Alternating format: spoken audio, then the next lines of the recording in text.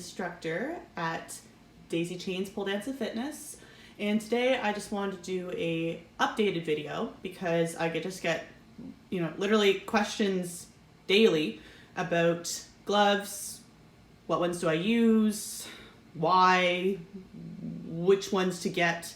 And although I did do a video about poling with hyperhidrosis a year and a half ago, figured it was about time for an update, and it's just going to be all about gloves today. So stay tuned and I hope that you find this helpful. So here we have a few types of gloves you may find in the sport and fitness industry.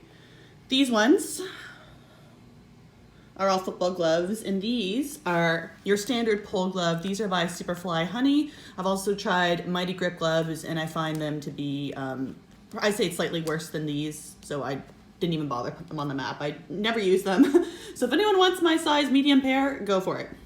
But yes, these are all the kind of standard gloves, and what you want to look for, I'll break it down shortly. So the first thing you want to make sure that you have is silicone for grip on the palm of the glove, the fingers, and even some of them have some going up to the wrist, like these ones. Yes, there we go, which is quite useful, okay? You don't need to have them on the wrist, but it's definitely mandatory that you have them on the palms and the fingers for safety and for grip, okay? This is my cat being super cute. She thinks this video is about her. Oh, LOL. But anyways, so you want to make sure you have that. The second thing you want to look at is, okay, how much do you actually sweat? I think pole dancing gloves like these are probably fine if you don't really sweat that much. But people like me, as you can see, I have a mild sweat going on right now, and I'm totally relaxed, not really doing anything. With hyperhidrosis, that sweat just like excessively, like we're talking buckets, especially when I work out. You might as well just throw these out because you don't want to have fingerless gloves. The reason is your sweat is just going to come out these holes, and it's going to be slippery and unsafe, and that's the opposite thing you want. So if you have a sweating disorder or you just sweat like a ton, check the box for wanting full finger gloves like these. So these are already kind of out, okay? So let's look at these football gloves.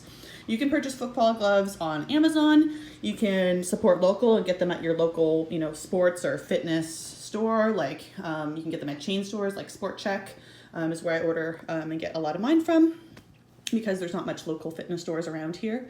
But let's kind of break these down a little more further about what you need when it comes to football style gloves, okay?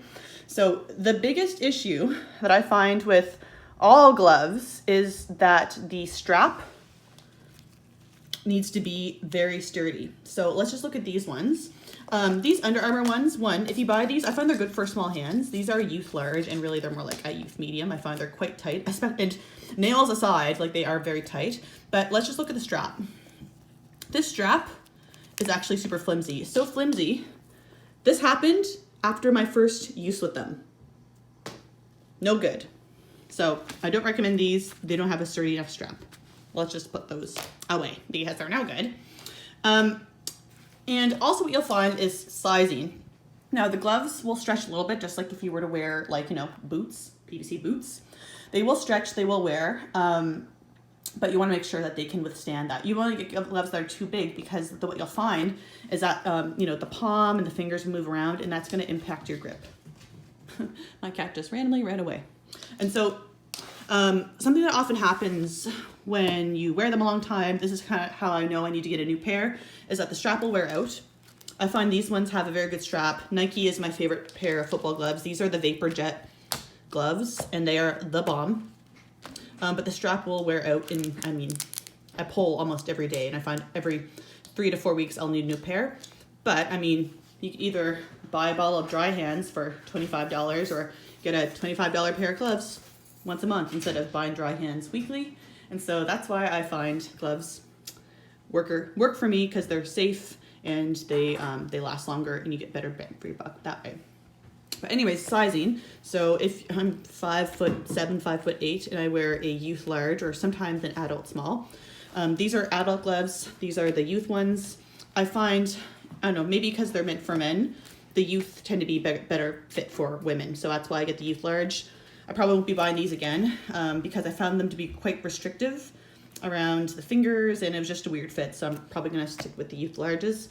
But yeah, you want to look at the strap no matter what brand you have and make sure that the strap is really sturdy, because the last thing you want to do is a reverse grab or dynamic flying flip or spin and have this come off, because that's going to impact your grip.